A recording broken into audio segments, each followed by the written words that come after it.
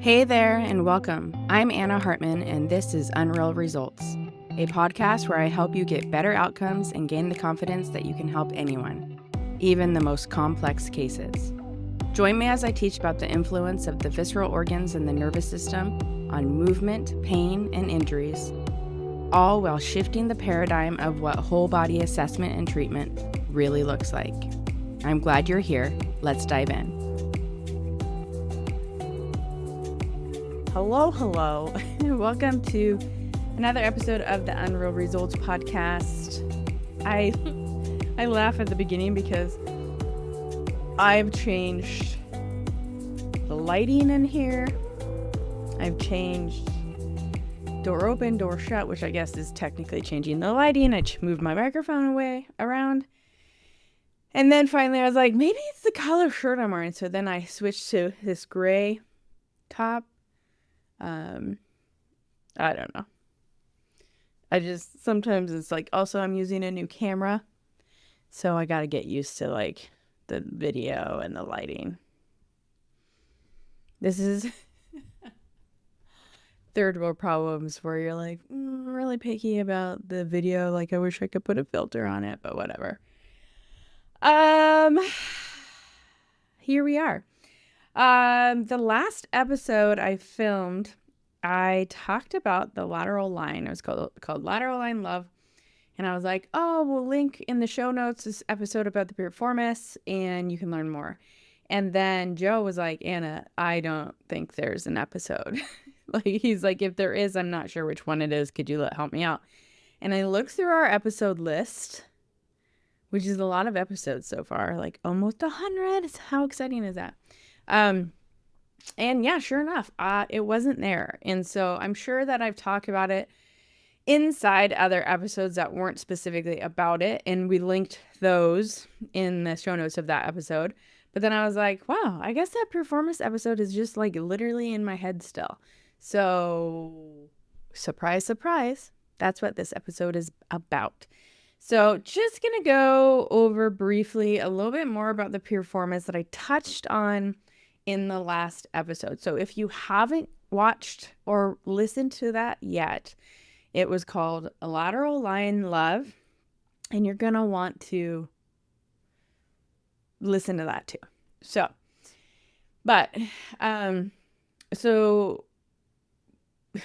if you're a longtime listener, you've probably heard me talk about one of the first ever continuing education courses I took as a professional. And it was, I think it was either 2003, 2004, or 2005. So either way, it was about 20 years ago. And I lucked out and went to these great manual therapy, assessment and manual therapy courses that were technically like muscle energy courses. But the instructor was excellent. And some of the things he taught me, really, I continue to use to this day, 20 years later, which I think is pretty freaking phenomenal. But one of the biggest things to come out of that course was an understanding on the anatomy of the piriformis and its relationship to the spine as well as the hip. So piriformis, pretty famous muscle. It is classically known for its role in hip stability, almost referred to as, not almost, it is referred to often as one of the muscles of the rotator cuff of the hip. So it is a rotator of the hip as well as a centrator of the hip. So it helps to center the femur in the hip socket. And it is blamed for a lot of problems. And it's targeted by a lot of exercises. So nowadays, this day and age, clamshells get a really bad rap. People still use them, but a lot of people, at least in social media world, are like, stop doing clamshells. Don't waste your time. And I'm like, just do them right. And understanding the function of the piriformis and the other hip rotators, to be honest, allows that exercise to be done better and you get more out of it. Any exercise not done right is kind of a worthless exercise. So I don't know why we're just saying that the piriformis is bad, and then people are like, oh, do more integrated exercises. Isolated exercises are not helpful. Hard disagree there. Isolated exercises can be very helpful. They just shouldn't be your only thing you're doing. And then just because it's an integrated exercise, something that is looking more like a fundamental movement pattern or a functional pattern, doesn't necessarily mean you're using your deep stabilizing muscles or even your superficial stabilizing muscles. It doesn't mean that you're doing it well. And this is kind of like what I talked about last week, is in terms of like a lot of times most people, athletes 100%, but most people too, sort of cheat good single leg stability. And so you don't realize that there's a weakness there because you're not paying attention to the right things. So part of that really goes back to this, a deeper understanding of what where the piriformis originates and attaches, and then how its actions change with different ranges of motion of the hip, from extension through flexion. So, and even though the hip is a very mobile joint and should have some hip extension on most people, like even normal hip extension is only 10 degrees of extension. So maybe 15 in some of the literature that you read, but it's like, if I see somebody that can get to 0 degrees, I'm happy. 10 degrees would be a plus.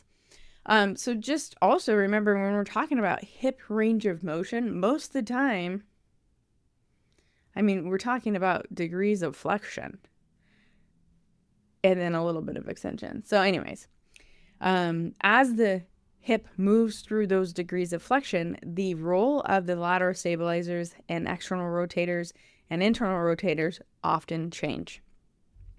And so understanding this can be helpful. Now, going back to sort of what I talked about, that first class that I took from Pete Emerson. I always want to say Pete Mitchell, but anybody know who Pete Mitchell is? That's Top Gun. That's Maverick. So it's not Pete Mitchell. Pete Emerson, I believe was his name. But anyways, what I learned from him, we were stretching the piriformis. So the reason why we're stretching the piriformis in this muscle energy techniques course was because we learned that sacral torsions, specifically forward sacral torsions, are soft tissue issues, meaning it's not a true joint thing. It is just the soft tissue being sort of tight and dynamically holding things in a certain position. And that happens to be the piriformis because of the role the piriformis plays in our gait and its role in trunk rotation and trunk lateral flexion. And understanding that role of the piriformis in gait allows us to, one, assess it better, but then two, actually stretch it when we're stretching it. So one of one of my big pet peeves is people are like, oh, your piriformis is tight. Let's do all the figure 4 stretching in the world, or let's do all the pigeon pose in the world, which is great, but also it could be better if you understood the mechanics of the piriformis a little bit better and the relationship to gait. So as we're walking, one of the things that helps, or that is part of the rotational pattern, because I don't want to say it creates the rotational pattern, because if you've heard me talk about gait before, we know it's actually the motion of gait, the rotational locomotion pattern, is actually created in our trunk, not our legs. Our legs amplify it. But this rotational connection, especially to the sacrum, I'm going to grab a sacrum here. When the sacrum rotates, that's what's referred to in sacral mechanics land as a torsion. The thing that rotates it to one side is the piriformis on the opposite side. That's part of it, right? I said it's coming from the trunk. But what happens to the piriformis, and this is where like understanding its origin is helpful, the piriformis then like shortens a little bit, if that makes sense. So it rotates it that way. Okay. Now, if you saw my face just now, I was like, oh my gosh. Interesting. Is that? So it's the opposite. Oh my gosh. What is happening? This is what happens when you start teaching and when you start looking at it. You're like, wait, I've been doing it backwards. Doesn't matter. They work together.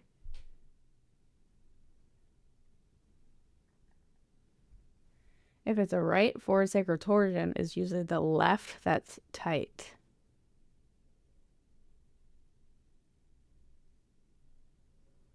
So it must be driven. See, this is how you work through anatomy. So it must be driven by more of the posterior fibers of the piriformis. Woo! Tough. Which we need the ilium for that. They attach to the ilium around the level of the PSIS, this guy. And then attach to the greater trochanter. They also attach to the sacrotuberous ligament. Sacrotuberous ligament goes from the sacrum to the tibial tuberosity. So that is one of the attachments, one of the origins of the piriformis. The other origin is the anterior part of the sacrum. This is crazy. My brain is like, wow, I never really thought about it like this. But when you have going back to the rotation, when you have a torsion, we'll say right torsion. So when this trunk rotates to the right, the piriformis on the left is helping that. Part of what's happening too is when you rotate to the right in that single leg stance, your hip abductors and the piriformis has to lift up the opposite side of your pelvis as it comes up and forward and rotates to the other side. So the piriformis is one of the main muscles that does that. Helps out the rotation as well as creates side bending of the side bending or lateral flexion of the spine. It does this main thing through this anterior attachment because it comes so close to the midline here on the sacrum. It along with the ilium and the glute medius and glute minimus do this action of the sacrum, and if you can imagine the rest of the spine, taking the tail to the right, so the opposite way. So it's creating contralateral lateral flexion as it then switches legs and goes to the other side. So this is sort of what your sacrum and your pelvis is doing through the gait cycle. Now, as I talk this through, I'm realizing, yeah, if you're listening to this, you might want to head to YouTube and watch because I have a bone model out and I'm kind of showing you what's going on. But when you start to consider even if you're not watching this and you're just listening to this, I hope you realize that then it makes sense why maybe clamshells are not the only thing we can do to help strengthen this muscle or help mobilize this muscle.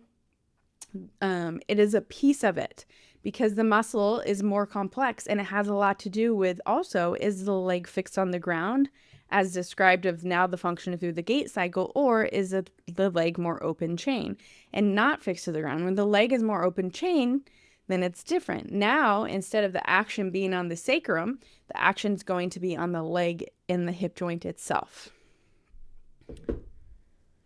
Which, even when it's acting on the sacrum, it's still affecting the hip joint, obviously, because it's crossing the two. But it's a little bit more about what's happening at the spine and the pelvis versus just at the hip joint. Because now we're looking at the hip joint even in a different scenario. We're looking at pelvis on hip motion in rotation and extension and flexion versus hip or thigh on pelvis motion. Understanding and being able to coach people through, assess, or treat both of these relationships is so important. You can't just look at hip flexion, hip internal, hip external rotation only in closed chain. You have to be also considering it only in open chain. You have to be considering it also in closed chain, because most of the time that's how it's going to be functioning. Whew. Side note, this is like why it's important to look at the anatomy, look at the bones, like think about how it works in the body, because you would be shocked at how often you just take someone's word for it when you're learning an exercise or you're learning an assessment of like why things act the way they do. And unless you're reading more of the biomechanics, or unless you're reading more like research on it, like you gotta always go back to the anatomy. And this is also like why so many of these podcast episodes, like we do go back to it. And yeah, this blows my mind. So going back to that muscle energy course, the profound thing he said was, when you are stretching the piriformis, instead of doing it in a figure 4, you want to make sure one thing is happening, which is the most important, and it is the thigh is crossing or on its way towards the midline. And I talked about this in that lateral line love podcast a lot, how important hip adduction was. That was the whole point of the lateral line conversation. But when we're stretching the piriformis, we want to make sure, even let's say we're stretching it in your classic like figure 4 type of stretch, you want to make sure the thigh is across the midline. This is why the pigeon pose tends to be a little bit better of a stretch for the piriformis, is because if it's done correctly, it brings the knee to the midline and it holds the knee to the midline. And that's a really important part, because as you add external rotation to stretch the piriformis, if they're tight, oftentimes you'll see their thigh drift away from the midline. And this is like a game, like a teeter-totter game, which is why you got to hold one side still. Now, to further improve the stretch experience, he suggested adding in trunk or pelvic lateral flexion with a hip hike. So when you're stretching the piriformis, let's say you're stretching the right, we're bringing the right leg to the midline at 90 degrees of hip flexion or above, then adding external rotation of the thigh, and then we're hip hiking to the same side. What this hip hike does is it basically creates a contract, relax, or a hold, relax type of PNF situation, and helps us to sort of inhibit the piriformis by this antagonist-agonist relationship that the QL has with the piriformis. So with the QL, the same side is a antagonist. The opposite side is a synergist. And this is what we talked about in that last episode, talking about how we're looking at single leg. We want to look at, is their pelvis moving into lateral tilt or hip hike or lateral flexion, whatever you're talking about it. However you're talking about it. So understanding this, one, allows us to be more specific with that stretch, but then it also allows us to take that idea of the role the piriformis plays in lateral flexion and utilize it to our advantage in exercises that we're trying to centrate the hip, improve mobility. And this is like one of my favorite things, is just like the rotator cuff in the shoulder. When we can get the rotator cuff in the shoulder to turn on, it helps to centrate the joint, and it actually increases mobility into internal and external rotation as well as flexion. Same thing happens in the hip. When we can really get things to turn on and lengthen, so right, so that full range of muscular expression, eccentric, concentric, then now the hip sinks in the socket a little bit better, and then it actually improves our hip mobility and our internal external rotation range of motion, which then we're going to get more out of the exercises. So clamshells done well, single leg balance done well, single leg RDL done well, not only can potentially strengthen the hip, but improve our mobility as well. In a very like specific, like inferior posterior glide aspect, which is so great. Whew. So how do I assess the piriformis? From a mobility standpoint, I'm looking at it and this is kind of where I talked about, like, as your hip flexion changes, the function of the muscle changes. So this is best described in this article in 1999 in the Journal of Biomechanics by Delp, D-E-L-P. I'll have Joe link that in the show notes.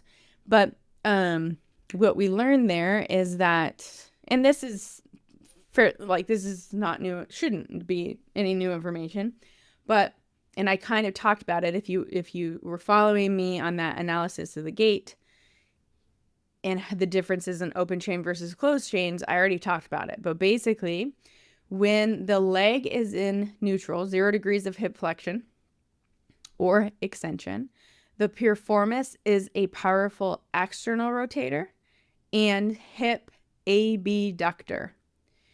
And it works alongside the glute medius and the glute max as a hip external rotator and hip abductor. As we move into hip flexion, the action of the piriformis changes into being a hip internal rotator and hip abductor.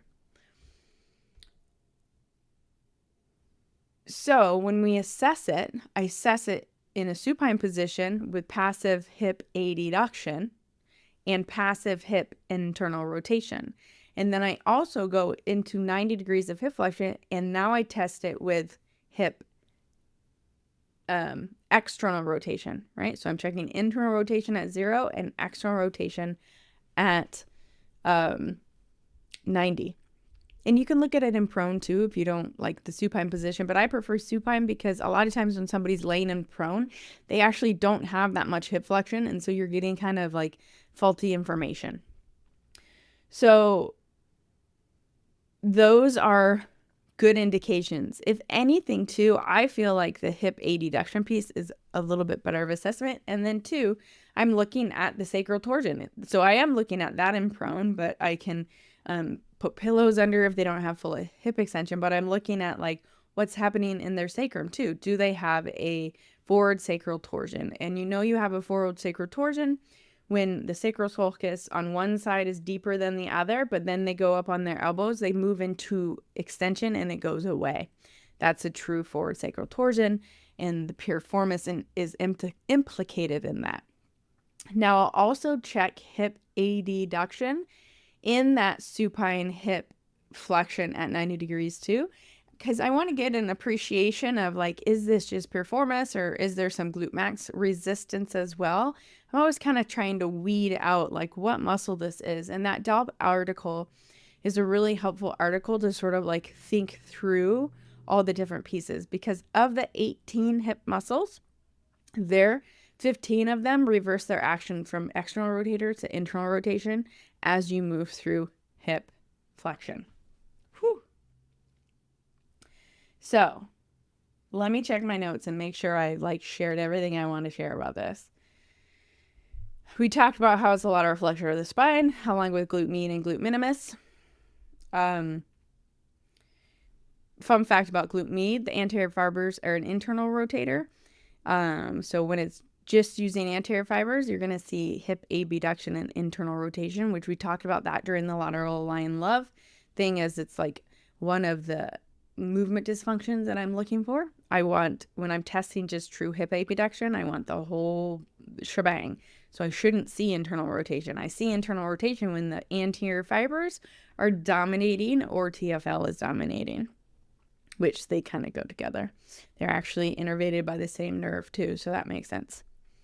We talked about the test positions with hip flexion at 0 and at 90 and how that changes.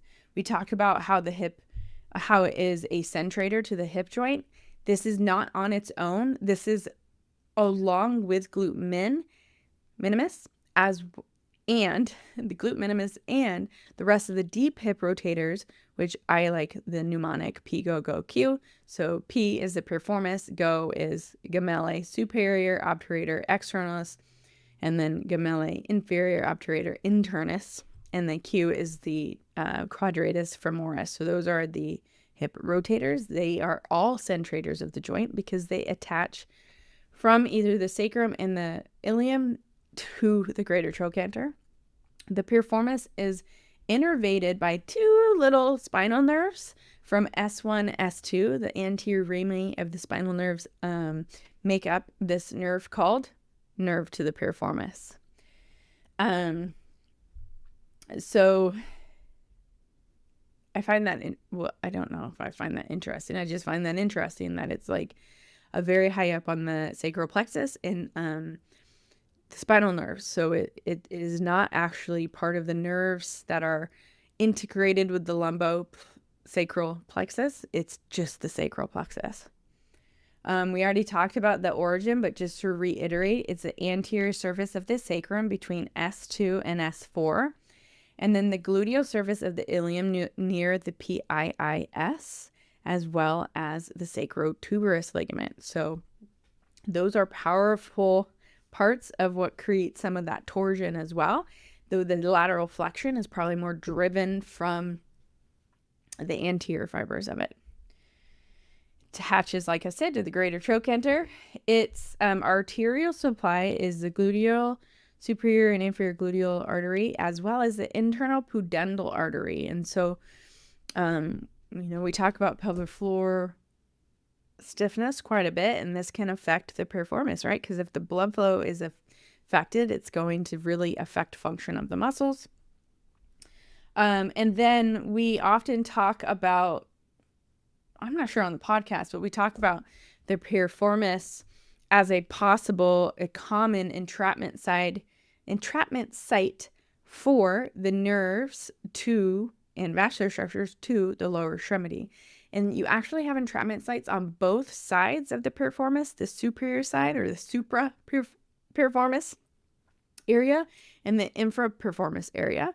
The piriformis itself sort of cuts the greater sciatic foramen in half, and the contents that go above it, the supra-piriformis part of the greater sciatic foramen, are going to be the superior gluteal artery, the L4 through S1 nerve root, and then inferior is where the majority of the things are that commonly get entrapped. Most famously, the sciatic nerve, the inferior gluteal nerve, and the posterior cutaneous femoral nerve. So a lot of these ones are big symptom drivers in what creates, quote unquote, piriformis syndrome. And then the pudendal nerve actually comes out of this area too, as it travels out and then it goes back in the pelvis to the saddle region. As well as the last thing, the nerve to the quadratus femoris. So if you've listened to any of my podcasts on the SI joint, you know too that a lot of those nerves that I just talked about are also nerves that innervate the SI joint. So this too is another reason why piriformis function tends to drive some SI joint mobility stuff. And going back to that kind of concept, if you have listened to those SI joint episodes, which I'll have Joe link in the show notes. If you didn't, the SI joint is very one of those joints that's hypomobile because of strategic things. A lot of times, 75% of the time is driven by viscera in the nervous system, the central nervous system. And when you look at the anatomy, it sort of starts to make a little bit sense too of why we have such a sensitive relationship between the viscera and the SI joint, because and the hip joint, because the piriformis, those anterior fibers of it, it's inside the pelvic bowl. So it is intimately connected to the fascia that's holding all the organs in the space. So it's no surprise that the piriformis can be inhibited, and inhibited meaning not turning on well, or held in a hypertonic state when it is trying to protect the visceral organs. And so it's just like one more piece of anatomy of like why we know and why we assess the role that the viscera and the central nervous system has on the musculoskeletal system. So, the next person that comes in with, quote unquote, piriformis syndrome, like, I hope you think like, ooh, what could this viscerally been driven by? How does this affect their lateral line? And is there a central nervous system component to that? Like we talked about during that lateral line podcast episode. And then how does this relate to some of their orthopedic tests in their lower extremity? And how am I going to cue this in their exercises to get more out of the exercise? So when I already talked about it in the lateral line thing, but what I didn't talk about, I just talked about in the relationship to the single leg balance. But when you take it one step further and you think about like a single leg RDL, it's one of my favorite ways to get at this piriformis, hip centration, hip stability component. And the first thing I have people do is learn how to the pelvic leveling or the pelvic unleveling we talked about in that previous podcast episode about driving the foot into the ground and letting that initiate the contralateral side pelvis lifting. And the best way to teach this, and it cleans so much stuff up in the single leg RDL.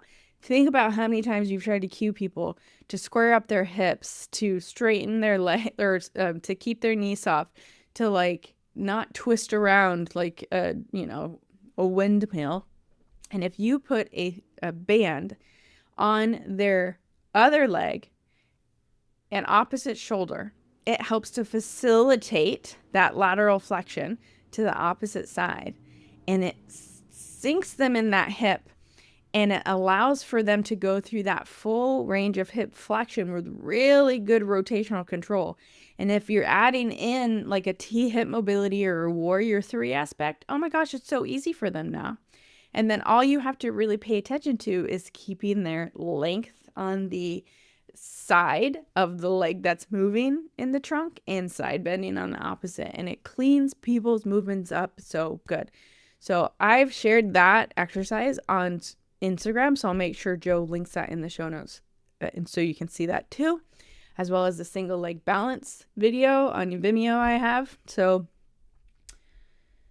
I get excited, as you can tell. Like, this is like so good.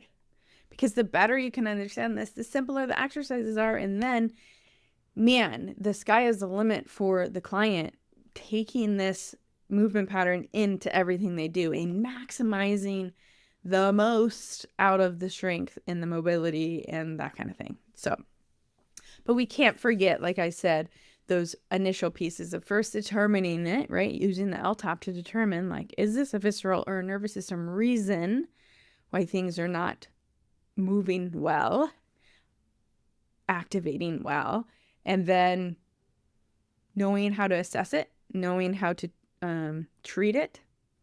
We didn't even talk about the manual therapy options for it, but starting to see, like, just from a movement standpoint, there's so many ways that we could get really specific with it besides clamshells. Though, I'm a big clamshell fan. And I'm going to link that tutorial in the show notes too, just so you can see how to use it correctly.